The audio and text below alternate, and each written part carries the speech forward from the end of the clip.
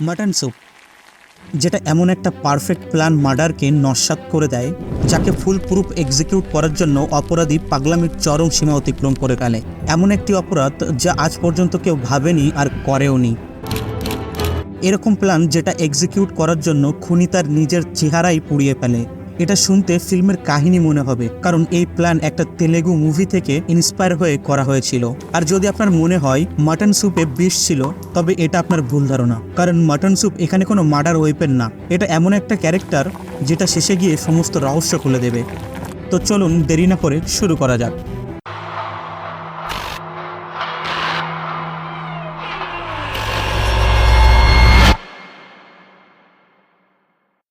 27 November 2017 তেলেঙ্গানার নাগারকুন্নুরের একটি private হসপিটালে সোয়াতি একটি লোকের সাথে তড়িঘড়ি করে এসে পৌঁছায় এবং ওই ব্যক্তির বেশিরভাগ চেহারাই পোড়া ছিল আর ব্যথায় চিৎকার করছিল। হসপিটালে উপস্থিত সবাই এটা দেখে নিস্তব্ধ হয়ে গিয়েছিল।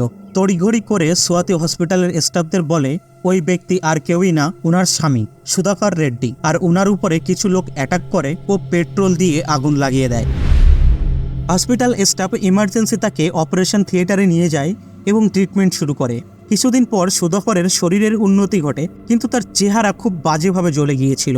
ডক্টররা সাজেস্ট করে চেহারা ঠিক করার জন্য প্লাস্টিক সার্জারি করাতে হবে, যেটা সোয়াতি মেনেও নেয়। প্লাস্টিক সার্জারি একটি ব্যয়বহুল প্রসেস। যেহেতু সুধাকর একজন বিজনেসম্যান ছিলেন, তাই এটা অ্যাফোর্ড করা খুবই ইজি ছিল। সোয়াতি তার ফ্যামিলি মেম্বার এবং আত্মীয় স্বজনদের এই ঘটনার বিষয়ে জানায়। সুধাকরের মা, ভাই এবং বাকি ফ্যামিলি মেম্বাররা সবাই হসপিটালে আসে। ওরা দেখে সুধাকরের চেহারা সম্পূর্ণভাবে ব্যান্ডেজ করা, আর এর ফলে সে কথাও পরিষ্কারভাবে বলতে পারছিল না।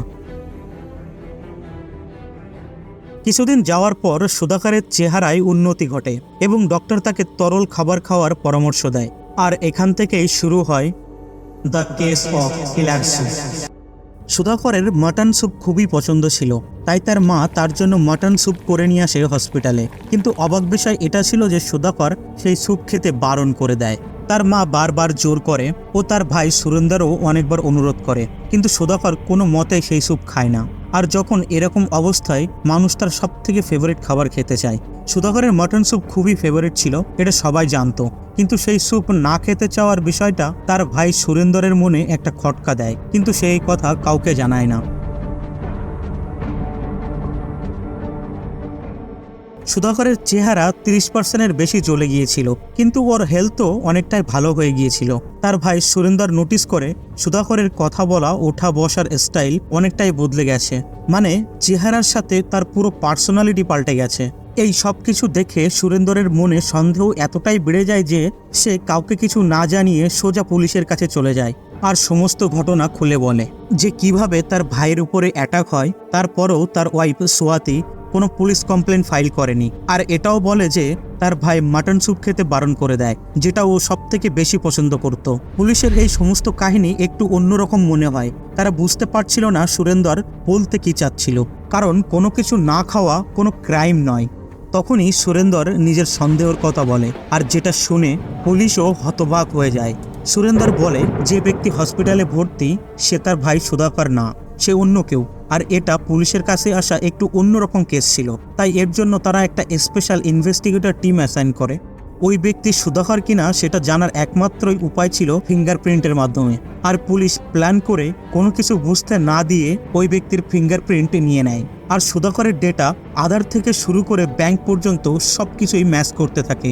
কিছুদিন পর রেজাল্ট চলে আসে, ফিঙ্গারপ্রিন্ট মিসম্যাচড। হসপিটালে ভর্তি ওই ব্যক্তিকে এতদিন ধরে যাকে ভাই, ছেলে ভাবছিল, সে আসলে সুধাকর ছিলই না। এটা এতটাই অবাক কাণ্ড ছিল যে পুলিশ থেকে শুরু করে সোয়াতি ও সুধাকরের ফ্যামিলি মেম্বারদেরও অবাক করে দিয়েছিল। সোয়াতির বাবা তো তাকে জামাই ভেবে 5 লাখ টাকা পর্যন্ত খরচও করে দিয়েছিল। এখন আসল প্রশ্ন এটা যে হসপিটালে ভর্তি ওই ব্যক্তি আসলে কে, আর সুধাকরই বা কোথায়, আর কেনই বা সোয়াতি হসপিটালে ভর্তি ওই ব্যক্তিকে নিজের স্বামী বলে পরিচয় দিচ্ছে? আসলে কি রহস্য আছে যেটা সোয়াতি সবার থেকে লুকাচ্ছে? এই সব প্রশ্নের উত্তর খুঁজতে পুলিশ সোয়াতিকে পুলিশ স্টেশনে ডাকে। আর সুধাকরের উপর হওয়া অ্যাটাক থেকে শুরু করে হসপিটাল পর্যন্ত সবকিছুই ইন ডিটেলসে শোনে। পুলিশ সোয়াতির স্টোরিতে অনেক লুফল খুঁজে পায়। পুলিশ সোয়াতির উপর প্রেশার দিয়ে প্রশ্ন করা শুরু করে। আর যেহেতু সোয়াতি কোনো প্রফেশনাল অপরাধী ছিল না, তাই সে সহজেই ভেঙে যায় এবং সব সত্যি বলতে শুরু করে, এরকম সত্যি যেটা কেউ স্বপ্নেও ভাবেনি। সাল 2014, সুধাকরের সাথে সোয়াতির বিয়ে হয়। এটা একটা অ্যারেঞ্জ ম্যারেজ ছিল। সুধাকর পেশায় একজন বিজনেসম্যান ছিলেন আর সোয়াতি হসপিটালে নার্স ছিল।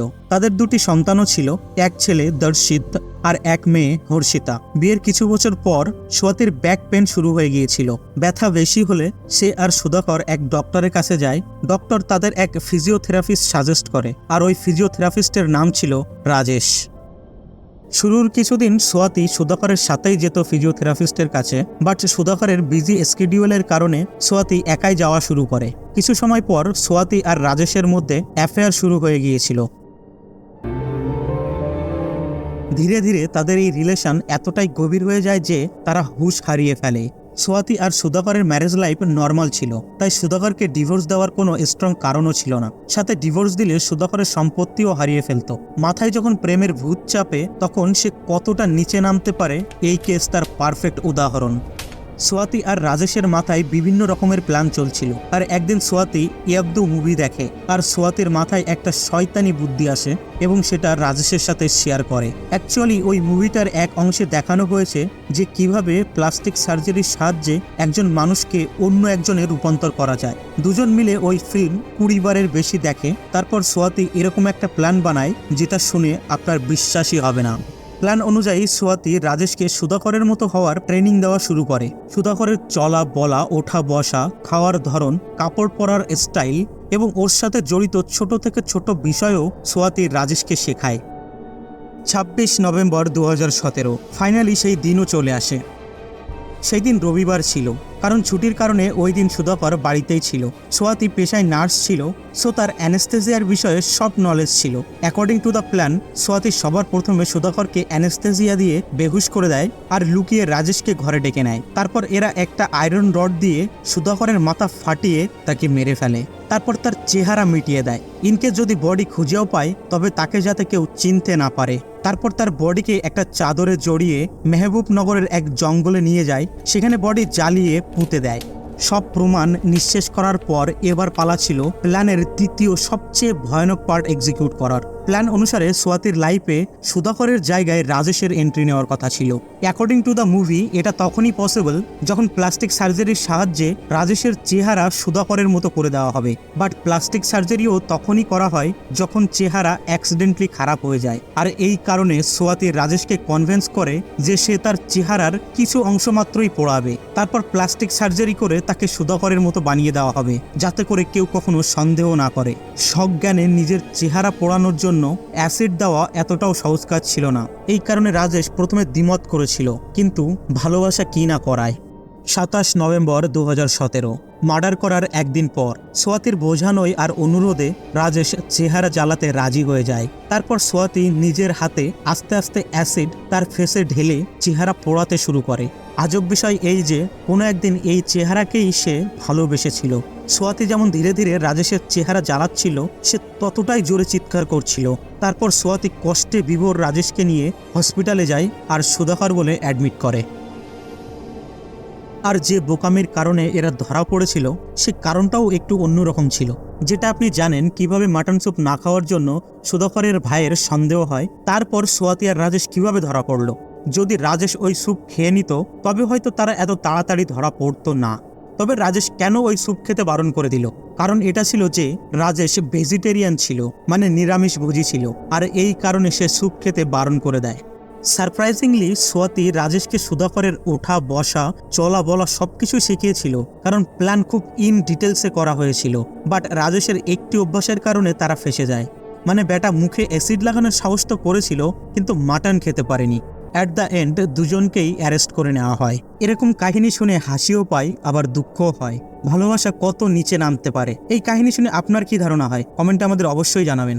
এরকমই সত্য গল্প কাহিনী শুনতে চ্যানেলকে সাবস্ক্রাইব আর ভিডিওকে লাইক শেয়ার করতে একদমই ভুলবেন না। দেখা হবে নেক্সট পর্বে।